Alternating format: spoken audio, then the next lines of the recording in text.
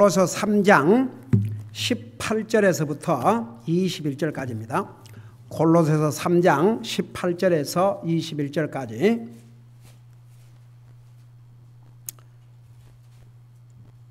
우리 같이 읽습니다. 18절부터 21절까지입니다. 시작. 아내들아 너희 남편에게 복종하라. 그것이 주 안에서 합당하니라. 남편들아 너희 아내를 사랑하며 모질게 대하지 말라. 자녀들아 모든 일에서 너희 부모에게 순종하라. 이것이 주를 매우 기쁘게 하느니라.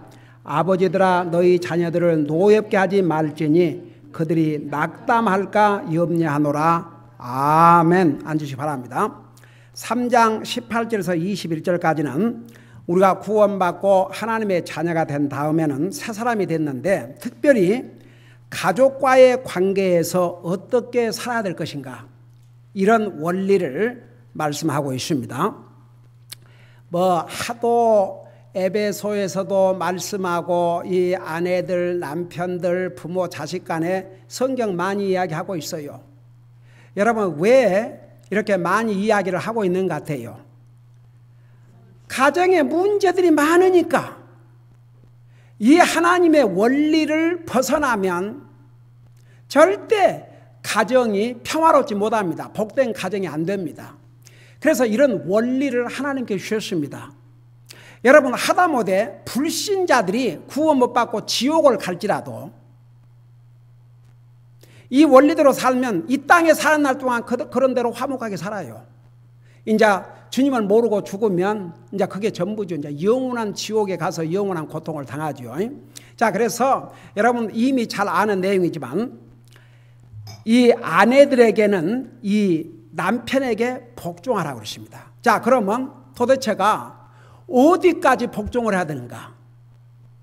여러분 하나님 안 믿는 사람도 어디서 이런 말씀은 또 들어갔고, 아이고 야 전도하다 보면은 아니 집사람 맨날 예수님 과연 전하는데 내 말을 듣질 않아요. 내 말을 지금 무시해요. 참 어디서 그런 건 또 그런 말씀만 배워갖고 이 사람들이 어떻게 생각하냐면 와이프가 자기한테 잘해주면 그 하나님 잘 믿는 거이고, 또 남편이 아내한테 잘해주면 또 하나님 잘 믿는 거이고, 그런 자기에게 잘해주냐 못해주냐 가지고 따져요. 어떻게 보면 참 너무 이기주의적이죠. 근데 보세요. 자, 여기에 아내들아 남편에게 복종하라. 가령 남편이 믿음의 사람이고 가정을 영적으로 잘 리드한 사람일 경우에는 복종하지 못할 일이 없습니다. 근데 남편이 불신자일 경우에는 어떻게 할 것이냐? 잘 들어봐요. 이런 경우는 항상 하나님과 사람, 그 하나님과 사람 둘 중에서 택한다면 누구를 믿는 사람을 택해야 됩니까? 당연히 하나님이시죠. 그러니까 아무리 남편이라 할지라도 교회 가지 마라, 하나님 믿지 마라, 하나님 앞에 헌신하지 마라, 하나님 앞에 헌금하지 마라. 예를 들어서 하나님을 믿는 아내의 영적인 삶을 방해하고 그러면 그 말 들어야 되겠습니까? 안 들어야 되겠습니까? 그건 목숨을 걸어야 됩니다. 여러분 왜 예를 들어서 모슬람교나 공산유가에서 왜 순교를 해야 됩니까? 왜 순교를 해요? 여러분 성경에 우리 믿는 사람은 정부에게도 순종하라고 그랬습니까? 안 그랬습니까? 그래서 정부의 명령에도 순종하고 또 세금 낼 건 내고 공세 낼 건 공세 내고 낼 건 내고 다 그렇게 우리가 시민으로서 그 의무를 행하고 살라고 그러지 않습니까? 근데 그 정부가 예수님 못 믿는다. 그럼 어떻게 됩니까? 어떻게 해야 되겠습니까? 정부가 예수님 못 믿는다 그러면 정부를 따라가야 되겠습니까? 주님을 따라가야 되겠습니까? 그러면 정부는 파워를 갖고 있기 때문에 어떻게 해요? 그 사람을 핍박하고 결국은 죽이지요.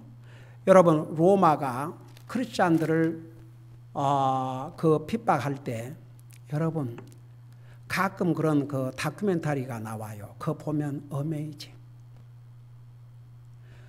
황제의 명령 하나에 세상의 로마의 시민 가운데서 황제 말을 안 듣는 사람은 크리스천들이다. 그렇게 이제 본 거죠. 왜? 황제보다 더 높은 사람이 하나님이기 때문에 당연히 하나님 먼저죠.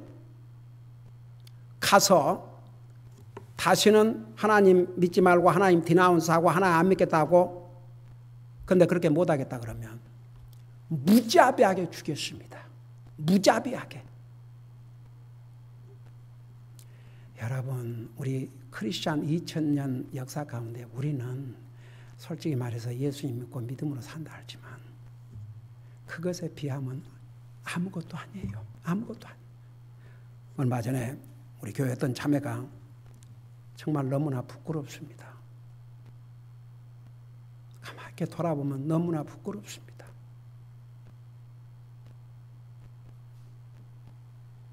그래서 그랬어요. 자매만 그렇게 생각하면 안 되고 우리 모두가 다 그렇게 생각해야 된다. 그러니까 보세요. 진짜 우리 믿음 생활은 믿음 생활이라고도 할 수 없을 만큼 너무 이지, 너무 편하니까 이것도 힘들다고 편한 교회 찾고 다니고, 아이고야. 내가 수없이 얘기했죠.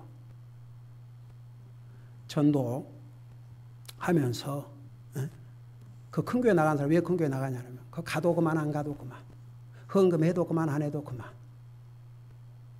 그게 그 자세가 진짜 하나님 믿는 사람은 그 자세가 되십니까? 요즘 뭐 한국에서 어느 목사가 대형 교회 해체해야 된다 그런 설교를 해가지고 뭐 이제 한국에서 큰 파당이 일고 있다는 얘기를 들었는데 대형 교회, 자기도 대형 교회지만 4분의 3이 나가서 조그만 교회에 가서 헌신하라 이거죠. 그러니까 여러분 말은 예수님 믿는다 그러고 하지만요, 그 주님을 위해서 뭘 해야 되고 어떤 책임을 져야 되고 희생을 해야 된다 그러면요, 노 땡큐. 그런 시대에 살고 있습니다.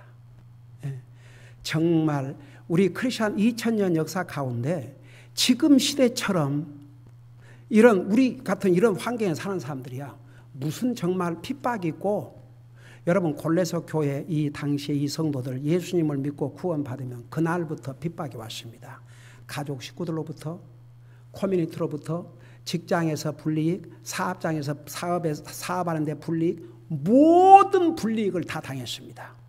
그렇지만 목숨을 걸고 주님을 섬겼거든요. 여러분 보세요. 정말 우리에게 내가 주님을 믿는다는 그 하나 때문에 나에게 핍박이 오고 어려움이 오고 희생을 해야 되고 목숨까지 위험한다 그러면 우리가 어떤 모습이 될지.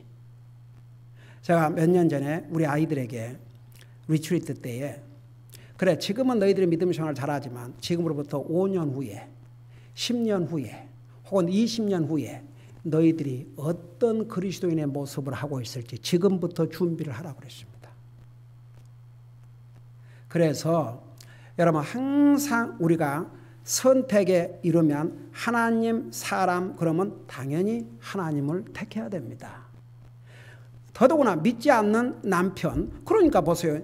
우리가 믿는 사람일수록 시민으로서 정부의 법에 복종하고 다 해야 되겠지만 정부가 내 믿음 생활을 방해할 때는 과감하게 일어나야죠.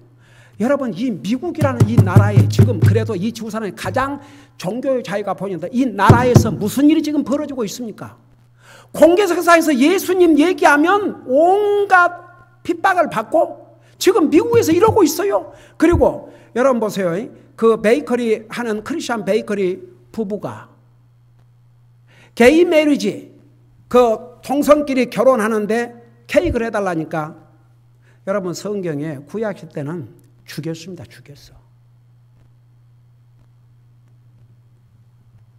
그거 해줄 수 없다 그러면 신문 기자부터 불러가지고 완전히 아예 장사를 사업을 못하도록 다 방해를 하고 결국은 또 그런 사람들 이렇게 대중을 상대로 장사하면서 그 쉽게 말하면 디스크리미네이션 했다.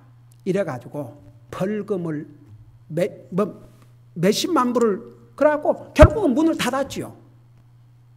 크리스찬 사진 작가도 내가 한번 그런 걸 보면서 한번 그런 생각을 했어요. 한국 사람들 사업 많이 하잖아요. 베이커리 사업하는 사람도 있고 뭐 솔직히 말해서 그런데 게이 메리지 한 사람이 와갖고 아주 비싼 2,000불짜리 케이크를 해달라 그러면 나는 믿는 사람이니까 못한다 그럴 것 같아요. 그런 한국 사람을 찾기는 진짜 힘들 것 같은 생각이 들어요. 얼마나 타협 잘한 줄 아십니까? 한국 사람들은요, 하나님 믿는다 그러고 예수 믿는다 그러지만 어떤 그런 어려움이 오고 불리고 하면 얼른 타협하고 모른 체 하고 지나갈 그런 정말 그리스도인의 양심조차 없는 사람들이 예수님 나 혼자 잘못 그런 사람들 수없이 많습니다. 근데 이 미국 이런 자유스러운 미국에서도 그 자기의 믿음을 지키기 위해서 그렇게 인기 있던 그 방송을 했던 그 사람이 내 믿음을 자기 믿음 얘기하고 그것은 하나님이 말씀하신 성경에서 말씀한 결혼은 한 남자와 한 여자다. 그런 얘기했다고. 아이고 이 미국이 지금 이상하게 돌아가고 있습니다. 여러분 현재까지는 우리 지금 이렇게 아직은 뭐 우리가 교회 오고 이러는데 누가 방해하고 핍박하고 잡아가도 안 하지만 누가 압니까 어떤 일이 부닥칠지. 그럴 때 진짜 나는 죽었으면 죽었지 절대 나 주님을 안 믿겠다 할 수 없다. 여러분 생각 우리가 그런 상황에 딱 왔다 그래 봐요. 어떻게 하겠는지 항상 그런 것을 우리는 준비하고 살아야 됩니다. 여러분 이 상에는 정말 그 말은 하나님 믿는다고 그러지만 전혀 컨빅션도 없고 그저 형편대로 상황대로 그렇게 흘러가 버리는 그런 사람들이 얼마나 많으십니까? 그러니까 이제 보세요. 나는 우리 교회 특별히 자매들이 믿지 않는 남편들 때문에 핍박받고 어려움 당하고 고통 당하고 그런 경우 그래서 보세요. 성경에 원수가 한 가족 식구라 그랬거든요. 그러니까 영적으로 이게 맞지 않으면 심각한 문제입니다. 자, 그래서 여기에 정말 남편이 구원받고 가정을 영적으로 잘 리드하는 그런 남편 순종하는 것은 어렵지 않지요. 근데 이제 불신자가 보세요. 그럴지라도 그 믿는 아내들은 남편이 내 영적인 문제와 하나님 섬기는 일과 이런 것을 방해하지 않는 다른 것은 순종해야 됩니다. 왜? 하나님 말씀이기 때문에. 가령 배고프다 밥 좀 해주라. 그거 해야 되겠어요? 안 해야 되겠어요? 그런 거 해야죠. 그러니까 그런 영적인 문제가 아닌 것은 남편 해줘야죠. 그러니까 그런 면에서 또 우리가 구원받은 하나님의 자녀는 순종하고 남편이 하나님을 섬기고 내 영적인 생활을 방해하고 남편과 하나님 둘 중에 택해야 될 때는 믿는 아내는 남편을 택하면 안 되고 하나님을 택해야 되겠지만 그 외에는 남편을 순종하고 남편이 악한 일을 시키고 하나님 믿는 일을 방해하는 일에서는 안 하지만 그 외에는 또 순종하고 사는 것이 그게 하나님의 말씀이옵시다. 그 다음에 보세요. 이제 남편들아 너희 아내를 사랑하며 모질게 대하지 말라. 여러분 보세요. 이제 이게 항상 잘 안 하는 부분을 하라 그랬거든요. 그러니까 아내가 남편을 순종하고 사는 게 이게 참 좀 힘들어요. 그러니까 순종하라 그랬고 반대로 남편은 아내를 사랑하는 게 문제가 있는 것 같아요. 그러니까 아내를 사랑하라고 그랬죠. 여러분 아내는 그래도 자기가 결혼하면 자기 남편을 사랑하고 자기 남이 바라보고 사는데 이제 남자들이 문제가 많은 것 같아요. 이 하나님 말씀을 보면. 그러니까 내 아내를 사랑하라. 근데 아내를 사랑하라 그럴 때 여러분 사랑 그러면 항상 무슨 의미라고 그랬어요? 사랑 그러면 여러분 그 감정적인 사랑은 하루에도 수없이 바꿔주고 왔다 갔다 왔다 갔다 왔다 갔다 왔다 갔다 합니다. 여러분 요즘 젊은이들 결혼해가지고 한국에 선교사로 가 있는 미국 선교사님이 글쎄 그 분위기를 얘기하면서 남자가 앞에 서가지고 내가 몇 년 동안 이 여자를 데리고 놀다 버릴까? 기가 막혀서. 그러니까 그러면서 어떤 한국 그 라디오 방송에서 그 카멘테리 같은 그 사람이 제가 공개 방송을 통해서 이런 용어를 쓴 게 참 좀 죄송합니다마는 머리에 피도 안 마른 것들이 신혼여행 갔다가 재미없어서 헤어졌대요. 여러분, 그건 사랑이 아닙니다. 사랑은 감정이 아닙니다. 사랑은 항상 주는 것이라고 그랬습니다. 그리고 고린도전서 13장에 봐요. 사랑은 오래 참고 온유하고 사랑은 진리를 기뻐하고 그 사랑의 정의를 봐요. 그런데 사랑을 한마디로 표현하면 주는 것입니다. 내 마음을 주고 내 생각을 주고 내 시간을 주고. 여러분, 하나님께서 우리 인생을 사랑하셔서 무엇 하셨다고 그랬어요? 아들을 주셨다 그랬습니다. 아버지께서. 하나님이 세상을 이처럼 사랑하사 독생자를 주셨다고 그랬습니다. 주는 게 사랑입니다. 아내를 위해서 주는 게 사랑입니다. 아내에게 자기 시간을 주고 아내를 돌아보고 아내를 케어하고 그게 사랑입니다. 무슨 감정, 아이고 그 감정은 오래 못 갑니다. 그래서 젊은 애들이 결혼해가지고 그 사랑이라는 것이 뭔지도 모르고 아이고 결혼하면 다 좋게만 보이죠. 뭐 항상 뜨겁고 항상 좋게 살아봐요. 그래서 여러분, 사랑은 주는 것이라고. 한마디로 말하면 사랑은 주는 것입니다. 주는 것이 사랑입니다. 여러분, 유명한 선교사님이 그런 얘기를 했죠. 에이미. 그 사랑 없이 줄 수 있지만 주지 않고 사랑할 수 없다. 여러분, 주님 사랑하는 사람 다 같이 한번 해봐요. 그 진짜지요? 여러분, 정말 주님을 사랑한다면 여러분을 드려야 되겠습니까? 안 드려야 되겠습니까? 그래야죠. 우리 드렸죠. 날 대속하신 예수께 내 생명도 드리니, 내 시간을 드리고 내 마음을 드리고 내 물질을 드리고 내 몸을 드리고, 그게 주님을 사랑하는 길입니다. 여러분, 주님이 우리를 사랑하셔서 말로만 하신 게 아니고 하나님이신 예수님이 사람의 모습으로 이 땅에 오셔서 아예 자기 생명을 주셨습니다. 사랑은 한마디로 주는 것입니다. 남편이 아내를 사랑하는 것은 주는 것입니다. 그 다음에 보세요. 이 말씀을 드려야 될 이 남편들이 그냥 아이고. 자, 그래서 믿는 아내들은 믿지 않는 남편들이 구원받고 그 남편에서 책임을 다할 수 있도록 열심히 기도하세요. 예. 자, 그래서 남편들아 너희 아내를 사랑하며 모질게 대하지 말라. 이 모질게 대하지 말라는 것을 영어로는 bitter against her. 그러니까 아내에게 막 뭐랄까 분한 마음, 그게 맞나? 분한 마음? 모질게 대하지 말라.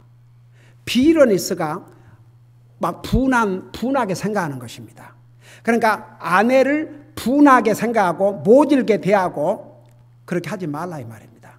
여러분, 그 남편들이 아내 대하는 별의별 남편들이 다 있어요.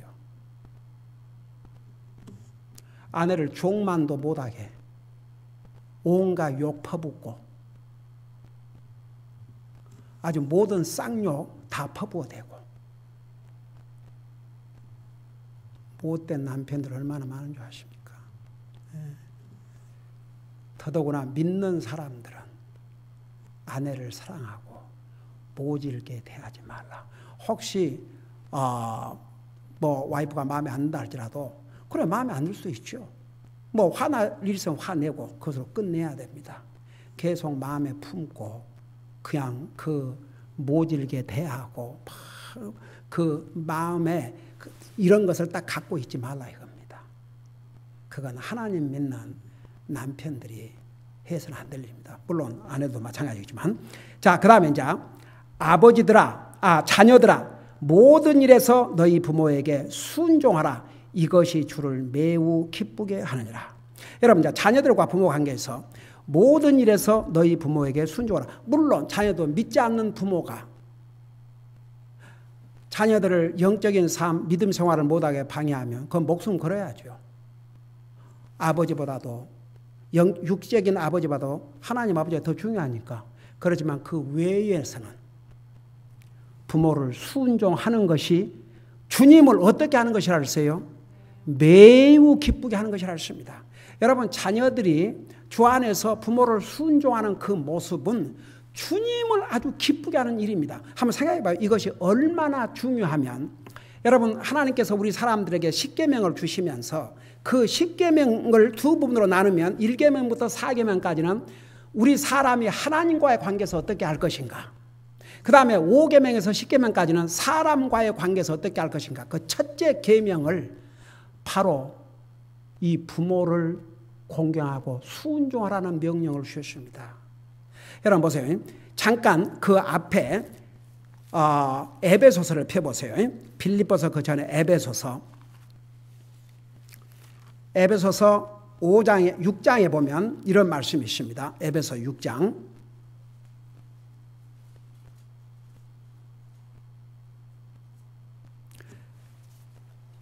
자, 거기 보면 보세요. 찾았어요. 6장 1절에 자녀들아 주 안에서 너희 부모에게 순종하라. 그러니까 부모가 하나님을 못 믿게 하다든지 영적인 삶을 방해한다든지 그 외에는 주 안에서 너희 부모에게 순종하라. 이것이 옳은 일이라고 그러십니다. 이것이 하나님 앞에 옳은 일이요. 그 다음에 또 골로새 3장에서 뭐라 하십니까? 우리 하나님을 매우 기쁘게 하는 일이라고 그러십니다. 이게 얼마나 하나님 앞에 중요한 부분입니까? 그러면서 여기서 뭐라 하십니까? 2절에 내 아버지와 어머니를 공경하라. 그것은 약속 있는 첫째 명령이니.